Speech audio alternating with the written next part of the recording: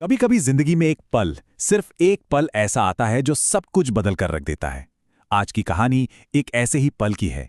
एक ऐसी मुलाकात की जिसने एक इंसान का पूरा भविष्य तय कर दिया।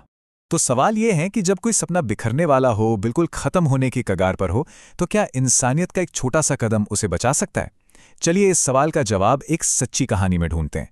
ये कहानी है नियमों और इंसानियत के बीच एक बहुत मुश्किल चुनाव की। तो कहानी की शुरुआत होती है बिहार के एक छोटे से गांव से। यहाँ अभय कुमार नाम का एक नौजवान है जो यूपीएससी की परीक्षा देने की तैयारी कर रहा है। लेकिन ये सिर्फ एक परीक्षा नहीं है, ये उसके पूरे परिवार के लिए, सच कहूं तो, जिंदगी और मौत का सवाल है। घर के हालात आप सोच भी नहीं सकते कितने खराब हैं। पिता बीमार पड़े हैं और मां ने अपने गहने बेचकर किसी तरह बेटे के दिल्ली जाने का किराया जोड़ा है, और रास्ते में खाने के लिए सिर्फ 2 सूखी रोटियां और थोड़ा सा नमक। चारों तरफ बस उम्मीद है और बेबसी। सोचिए, ये सिर्फ एक मां के शब्द नहीं है, ये अभय के कंधों पर रखा हुआ एक बहुत बहुत भारी बोझ है। मतलब साफ था, ये परीक्षा सिर्फ उसका सपना नहीं बल्कि उसके परिवार का वजूद थी। वो हारने का सोच भी नहीं सकता था।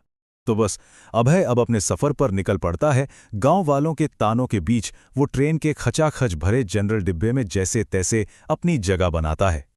और फिर ट्रेन में अचानक कुछ ऐसा होता है कि उसकी दुनिया ही उजड़ जाती है। उसे एहसास होता है कि स्टेशन की भीड़ में किसी ने उसकी जेब काट ली है। टिकट, पैसे, सब गायब। उसकी आंखों के सामने अंधेरा छा जाता है। उसका पूरा भविष्य, सब कुछ अब दांव पर लग चुका था। डिब्बे में बैठे लोग उस पर ताने कसने लगते हैं। उसका सिर शर्म से झुक जाता है। और ठीक तभी एक सख्त आवाज के साथ टिकट चेकर रिया चौहान उसके ठीक सामने आकर खड़ी हो जाती हैं। अभय को लगा, बस अब सब खत्म। और यहीं से कहानी एक बहुत ही अहम मोड़ लेती है। एक तरफ अभय की लाचारी थी और दूसरी तरफ रिया की ड्यूटी। एक लड़का जो अपना भविष्य बचाने के लिए गिड़गिड़ा रहा था, और एक अफसर जिसे नियमों का पालन करना ही था। जाहिर है, रिया को पहले तो अभय की कहानी पर शक हुआ, लेकिन जब उसने उसका बैग देखा तो तस्वीर बिल्कुल साफ हो गई। बैग में पुरानी घिसी हुई किताबों के बीच उसे अभय की मां का लिखा एक खत मिला। कहते हैं उस खत को पढ़कर रिया की उंगलियां तक कांप गई थी। और बस उसी पल रिया ने एक फैसला लिया, एक ऐसा फैसला जहां उसने नियम से ऊपर इंसानियत को चुना।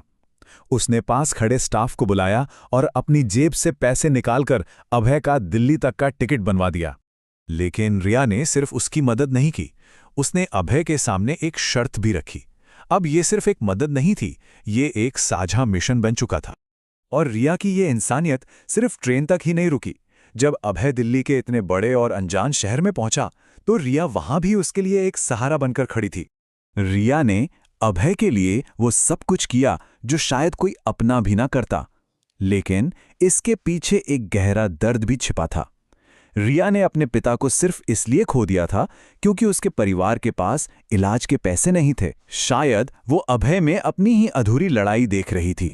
तो इस तरह रिया के हर एक छोटे बड़े फैसले ने अभय की कामयाबी की सीढ़ी बना दी। ट्रेन के टिकट से लेकर परीक्षा हॉल के बाहर की गई उस खामोश प्रार्थना तक, हर कदम पर वो उसके साथ थी। परीक्षा खत्म हुई, अभय अपने गांव लौट आया और अब शुरू हुआ एक लंबा, मुश्किल इंतजार।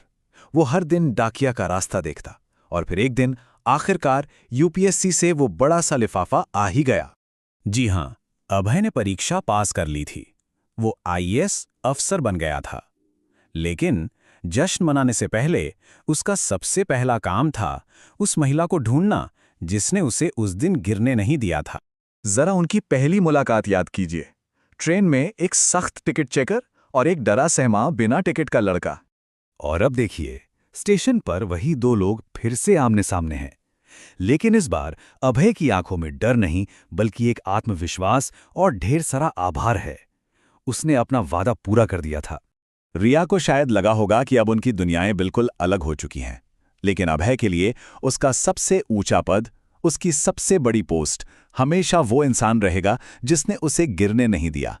उसने रिया को पैसे से नहीं बल्कि अपनी पूरी जिंदगी का हिस्सा बनाकर उसका कर्ज चुकाया और दोनों ने शादी कर ली। ये कहानी हमें यही दिखाती है कि इंसानियत कोई बड़ी बड़ी बातों में नहीं होती, बल्कि मुश्किल वक्त में लिए गए एक छोटे से सही फैसले में बसती है। रिया का वो एक फैसला सिर्फ एक टिकट नहीं था, वो किसी के टूटे हुए सपनों को जोड़ने का एक जरिया था। और आखिर में ये कहानी हम सबके लिए एक सवाल छोड़ जाती है।